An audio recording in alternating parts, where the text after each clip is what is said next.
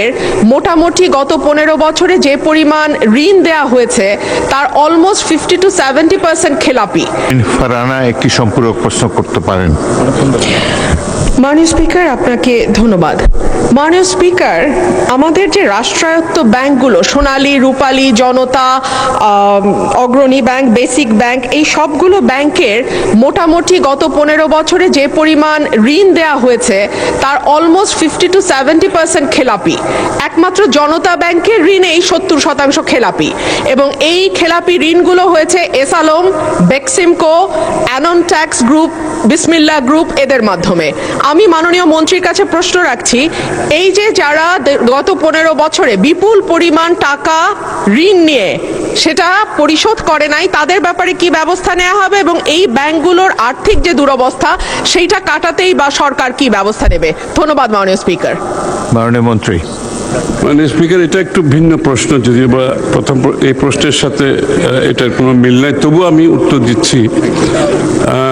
সেটা আমি তো বহুবার সংসদে বলেছি কি ব্যবস্থা নেওয়া হচ্ছে, কয়েকদিন আগেও বলেছি এবং সকলের বিরুদ্ধে ব্যবস্থা ইতিমধ্যে অনেকগুলো মামলা হয়েছে, তদন্ত চলছে এবং অনেকের প্রপার্টি ইতিমধ্যে ক্রয় করার প্রক্রিয়া চলছে। তো এটা এই ধারা চলতে থাকবে এবং এই ব্যাপারে আমরা আগেও বলেছি বারবার, যারা দেশের টাকা লুটপাট করে বিদেশে গেছেন তাদের ব্যাপারে বিএনপি কোনো কম্প্রোমাইজ করবে না, এই সরকার কোনো কম্প্রোমাইজ করবে না এবং এই ধারা অব্যাহত থাকবে। এটা তো বহুবার তথ্য দিয়েছি আমি সংসদে, কি ব্যবস্থা নিয়েছি সেই তথ্য, বিস্তারিত তথ্য দিয়েছি এই সংসদে এবং সুতরাং এই ধারা অব্যাহত থাকবে। এটা ভারত সরকারের নিয়ন্ত্রণে নির্বাচনে আছে, তো তিনি তো ভারত সরকারের নিয়ন্ত্রণের বাইরে, তিনি একা একা বাংলাদেশে আসার কোনো সুযোগ নাই। তো যদি সুযোগ না থাকে তো তিনি কি করে বাংলাদেশে এসে আত্মসমর্পণ করবেন? সেটাও তো একই কথা, ট্রাভেল পাসের প্রশ্ন উঠবে না তো, কারণ উনি তো আছে ভারত সরকারের অধীনে।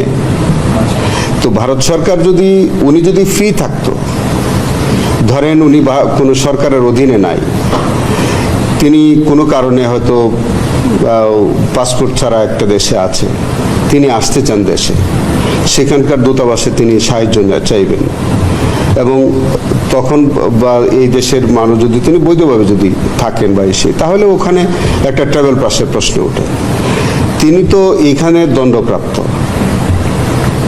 তিনি ভারতে নির্বাসনে, ভারত সরকার তাকে দিতে পারে, ভারত সরকার তাকে নাও দিতে পারে।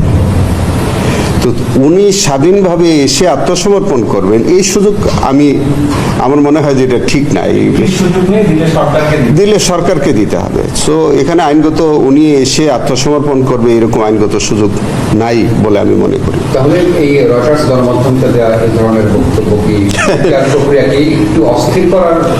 এইটা আমার কাছে তাই মনে হয় যে তিনি কি উদ্দেশ্যে এই বক্তব্য দিয়েছেন রয়টার্সকে, বা আদৌ দিয়েছেন কিনা বা কি উদ্দেশ্যে দিয়েছেন এটা তিনি ভালো বলতে পারবেন। তবে এই বিশ্লেষণ তো থাকতেই পারে যে হয়তো তিনি তার কর্মীদেরকে বা নেতা কর্মীদেরকে উজ্জীবিত রাখতে চান, অথবা তিনি এক ধরনের উশৃঙ্খলতা বা বিশৃঙ্খলা সৃষ্টি করতে চান, অথবা হতে পারে তার অন্য কোনো রাজনৈতিক উদ্দেশ্য থাকতে পারে, যদি তিনি এই বক্তব্য দিয়েই থাকে না।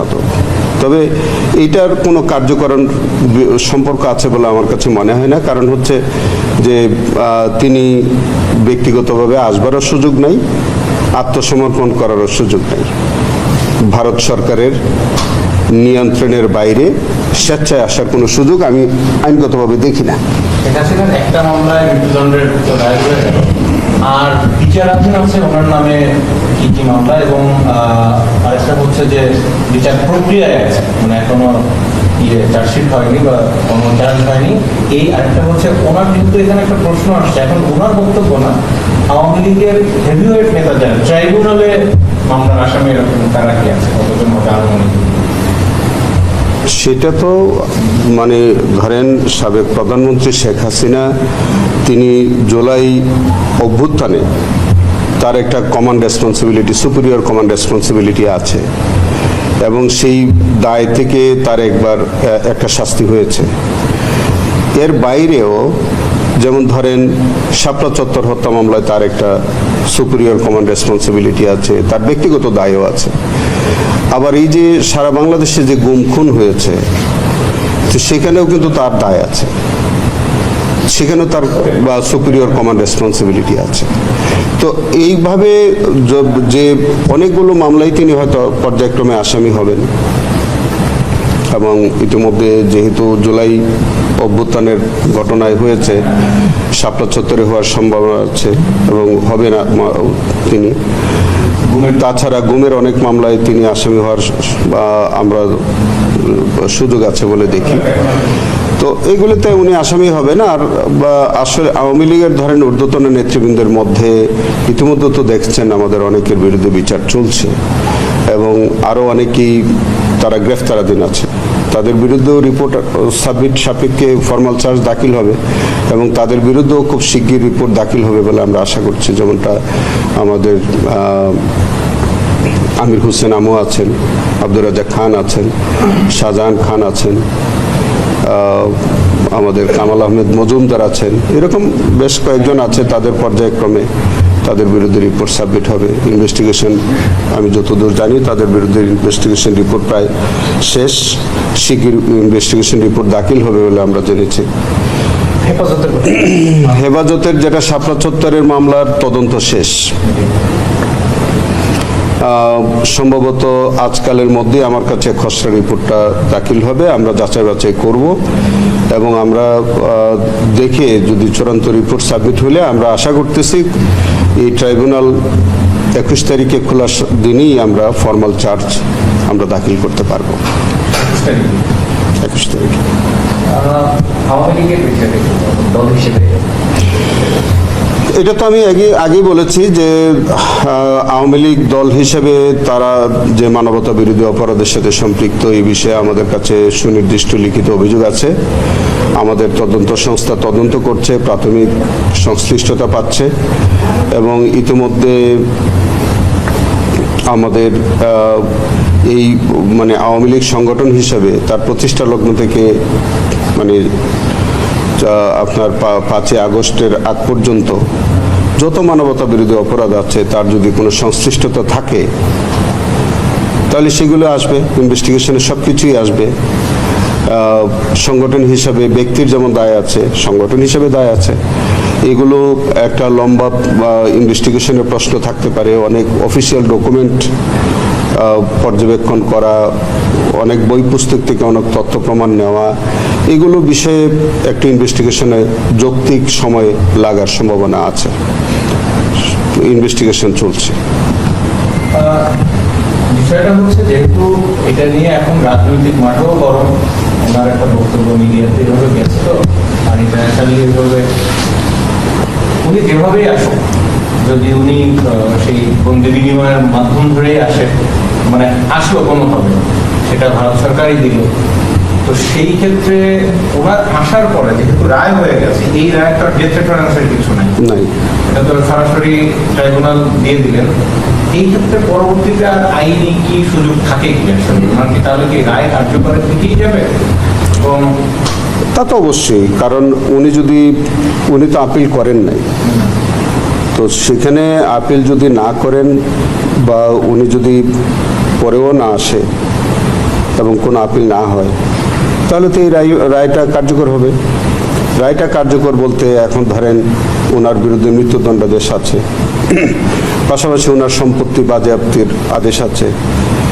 যদি দেখা যায় যে সরকার মনে করে যে তার সম্পদ এখন এইগুলো অ্যাটাচ করবে, তাদের হেফাজতে নিবে, সরকার এই সম্পত্তি নিয়ে নিতে পারে এখন, কারণ এগুলো তো সরকারের অনুকূলেই বাজেয়াপ্তে আছে। অনেক সিনিয়র আইনজীবীরা যেটা বলেন যে অ্যাপিলেটের যেহেতু 104 এর একটা সুযোগ ওখানে আছে, এইটা তিনি সেটা পারেন বা আসামিরা অ্যাপিলেট সুযোগ দিলে দিতে পারেন। সেটা তো আপিল করলে, উনি তো আপিল করতেছেন না, তো উনি যদি আপিল না করেন তাহলে 104 এর আর্টিকেল 104 এর রিলিফটা উনি পাবেন কোথা থেকে? ওনার তো চাইতে হবে, উনি তো চাচ্ছেন না। তিনি কি আপিল করেছেন? তিনি আপিল করলে তো কমপ্লিট জাস্টিস পাওয়ার একটা ব্যাপার থাকে, উনি তো আপিলই করেন নাই। ভবিষ্যতে করবেন কিনা তাও আমরা জানি না। আর এই মামলায় চৌধুরী আব্দুল্লাহ আল মামুনের এই মামলার কোনো আপিল এখন আপনাদের ইসে আছে কিনা? সাজা বাড়ানোর না, চৌধুরী আব্দুল্লাহ আল মামুনের তো কোনো আপিল নাই, আমাদের পক্ষ থেকে নাই। তবে শেখ হাসিনার একটা কাউন্টে তাকে আমৃত্যু শাস্তি দেওয়া হয়েছিল, 2টি কাউন্টে তাকে মৃত্যুদণ্ডাদেশ দিয়েছে, একটা কাউন্টে তার যাবজ্জীবন হয়েছে। যাবজ্জীবন মানে আমৃত্যু হয়েছে। তো আমৃত্যু যাবজ্জীবন যেটা হয়েছে সেইটাতে মানে মৃত্যুদণ্ডাদেশ চেয়ে একটা আপিল আমাদের সাবেক প্রসিকিউশনের পক্ষ থেকে করা হয়েছিল, সেই আপিলটা আছে। সম্পদ বাজেয়াপ্তের বিষয়টা বলছিলেন, তো এটা আর কতদিন সময় নিতে পারেন? সেটা আমরা আরো হয়তো মানে আমরা জানি না, ইতিমধ্যেই এই সম্পত্তি বাজেয়াপ্তের যে কার্যক্রম এটা এখনই গ্রহণ করা যেতে পারে। কারণ হচ্ছে কি, আপনার ধরেন আন্তর্জাতিক অপরাধ ট্রাইব্যুনালের 21-3 বলেছে যে 30 দিনের মধ্যে তার আপিল করার সুযোগ আছে। 30 দিন পরে তার আপিল করার আর কোনো সুযোগ নাই। ধরেন এখন তিনি তো আপিল নাও করতে পারেন, তিনি আর কোনোদিন নাও আসতে পারেন, তাহলে এখন রায় তো কার্যকর হতে পারে। যেটুকুন ধরেন একটা সাবস্টিটিউট সেন্টেন্স আছে যে মৃত্যুদণ্ডাদেশ কার্যকর, সেটা তো আপনি আসামি ছাড়া পারবেন না। আর অন্য যে বিষয়টা আছে, অন্য পার্টটা, যেমন ধরেন সম্পত্তি বাজেয়াপ্তের যে আদেশটা আছে, সেগুলো তো কার্যকর করাই যায়। যেমনটা আমাদের কিছুই নাই এখন আর, আমরা ফাঙ্কাস অফিসও হয়ে গেছি, আমাদের এখানে আর কোনো কার্যক্রম হবে না। সেটি হবে, আপনারা জানেন যে ট্রাইব্যুনালের যে কোনো রায় সেটা বাস্তবায়ন করে সরকার। এখন বাকি কাজ সরকার যেভাবে করার সেভাবে করবে। জুলাই মাস চলতেছে, এটা মানেই তো মানে গণঅভ্যুত্থানের বিষয়টা চলে আসে এবং আকাঙ্ক্ষার প্রশ্ন আসে। এক্ষেত্রে ট্রাইব্যুনালের বিচার নিয়ে বা ট্রাইব্যুনাল তো তার সর্বশক্তি দিয়ে আমাদের সব বিচারগুলো দ্রুত করার জন্য আমরা কাজ করে যাচ্ছি। আপনারা তো দেখতে পাচ্ছেন যে আমরা প্রতিনিয়ত আমাদের ইনভেস্টিগেশন এজেন্সি যারা কাজ করছে তারা অবিরত তারা কাজ করে যাচ্ছেন, ইনভেস্টিগেশন করছেন। নিশ্চয়ই আপনারা বুঝে থাকবেন যে এই ইনভেস্টিগেশনগুলো কিন্তু একটু জটিল। আমরা প্রসিকিউশনের পক্ষ থেকে এই যে দেখেন এখন বন্ধ চলছে 20 তারিখ পর্যন্ত, আপনারা তো দেখেন যে আমরা প্রত্যেক দিন সেই সকাল 8টা থেকে রাত 8টা পর্যন্ত আমরা কাজ করে যাচ্ছি। তো যেহেতু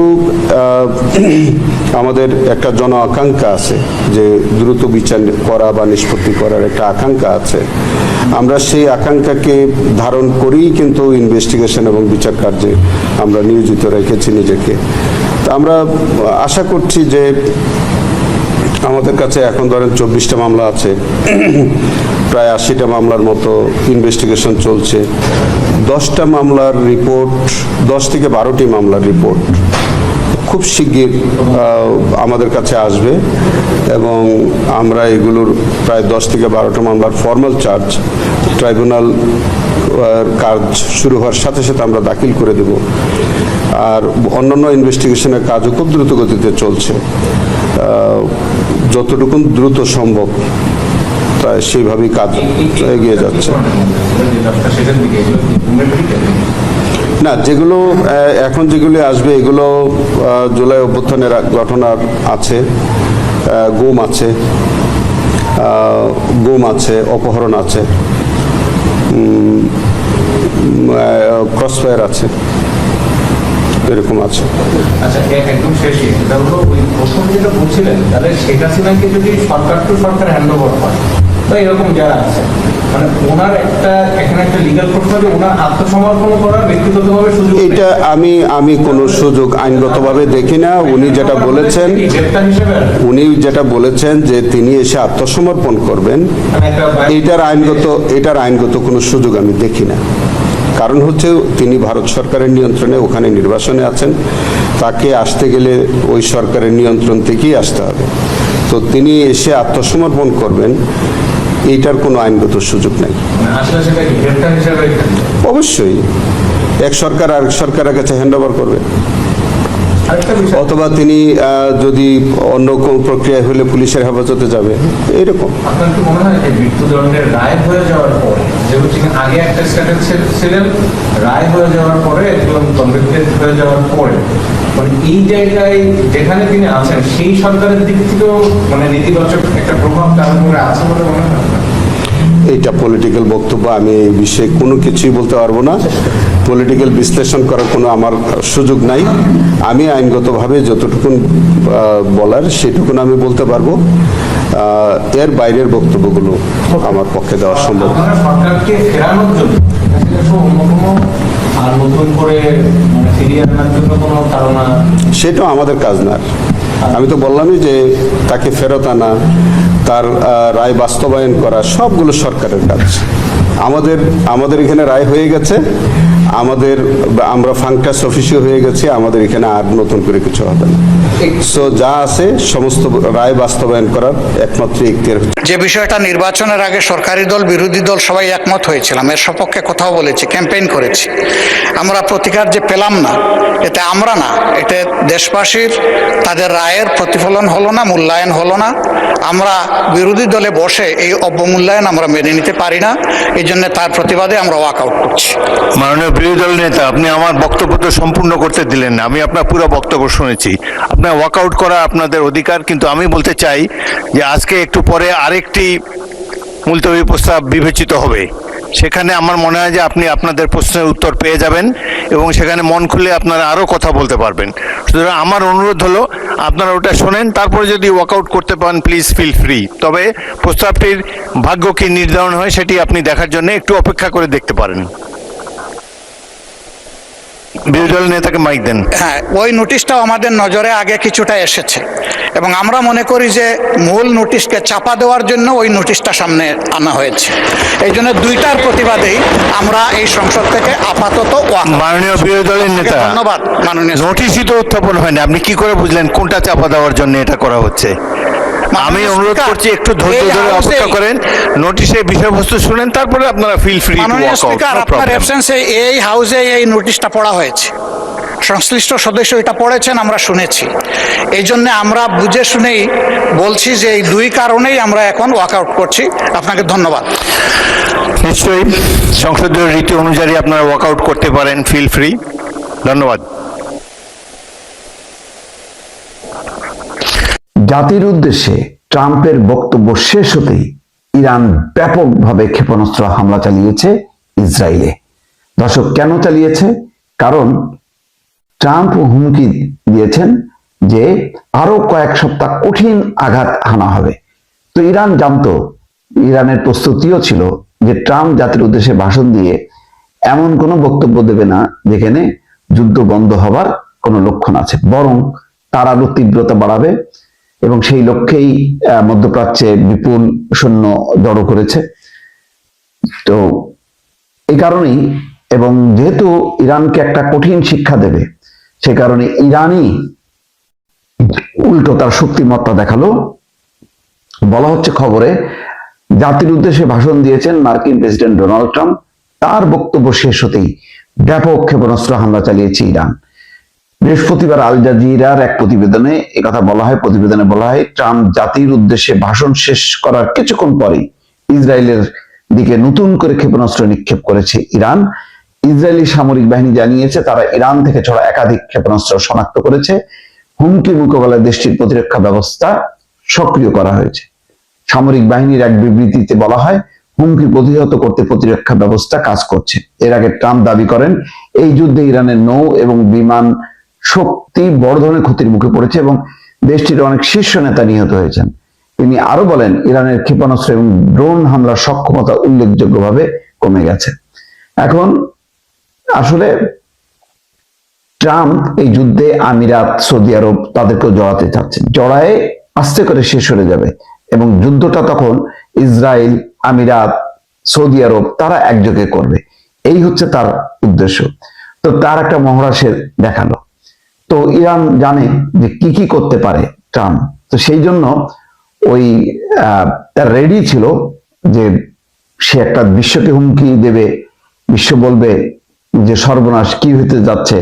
তো ইরান রেডি ছিল বলেই যেই মাত্র ভাষণ শেষ হয়েছে সাথে সাথে ইরানও দেখাই দিছে, এবং ইরান বলছে যে যদি ইরানের ভূখণ্ডে মার্কিন সৈন্য প্রবেশ করে তাহলে তারা অপেক্ষায় আছে, বলছে যে হাঙরের মুখে পড়তে হবে তাদের, অর্থাৎ হরমুজ প্রণালী তারা দখল করবে, জাহাজ চলাচল উন্মুক্ত করবে, এবং সেখানে ইরান এমন আক্রমণ চালাবে যে মার্কিন সৈন্যদের ওই মানে সাগরের মধ্যে পড়তে হবে এবং হাঙরের পেটের খাদ্যে তারা পরিণত হবে।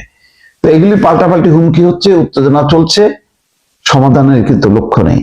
এমন অবস্থায় বোঝাই যাচ্ছে যে যে আলোচনাটা পাকিস্তানে শুরু হয়েছিল, যে পাকিস্তান, তুরস্ক, মিশর তারা যে আলোচনাটা শুরু করছে, সেই আলোচনাটা আসলে কার্যত ব্যর্থ হয়েছে বলেই পাকিস্তানের পররাষ্ট্রমন্ত্রী দৌড়ে গেছে চীনে। তো চীন আবার কঠিনভাবে ট্রাম্পের ভাষণ শেষ হওয়া মাত্রই তারা যুদ্ধবিরতির আহ্বান জানিয়েছে, এবং অন্যদিকে ইরানও হামলা চালিয়েছে। বোঝা যাচ্ছে যে চীন কিন্তু আস্তে আস্তে এই ইরান যুদ্ধে জড়িয়ে যাচ্ছে, কারণ ইরান হচ্ছে এশিয়ার একটা অংশ, আর এশিয়ার 1 নম্বর শক্তিধর দেশ হচ্ছে চীন। এটা চীনের জন্য একটা প্রেস্টিজের ব্যাপার হয়ে দাঁড়িয়েছে, এবং ইরান ক্ষতিগ্রস্ত হওয়া মানে চীনও ক্ষতিগ্রস্ত হওয়া। চীনের সাথে ইরানের একটা গভীর সম্পর্ক আছে। সব মিলায়ে ট্রাম্প সমাধানের বদলে পরিস্থিতিকে আরো জটিল করলো। এখন দেখার বিষয়, ইতিমধ্যে যে খবরগুলো আসছে, যে প্রধান যে খবর, যে তেহরানের শতাব্দীর প্রাচীন চিকিৎসা গবেষণা কেন্দ্রে হামলা, ব্যাপক ক্ষয়ক্ষতি। তার মানে প্রচুরভাবে ক্ষয়ক্ষতি ঘটাবে। ইতিমধ্যে যুক্তরাষ্ট্র ইসরায়েলের হামলায় তেহরানের 33,000 বাড়ি ক্ষতিগ্রস্ত হয়েছে, ঘর বাড়ি জনবসতি শেষ হচ্ছে। তাহলে এই ইরানের জনগণ কখনো কি যুক্তরাষ্ট্র এবং ইসরায়েলের আহ্বানে ইরানের শাসন ব্যবস্থা পরিবর্তনের জন্য তারা বিক্ষোভ করবে? তারা যদি বিক্ষোভই করে, সেটা তাদের নিজেদের জন্য করবে, মানে আমেরিকা বা ইসরায়েলের জন্য করবে না, এটা পরিষ্কার।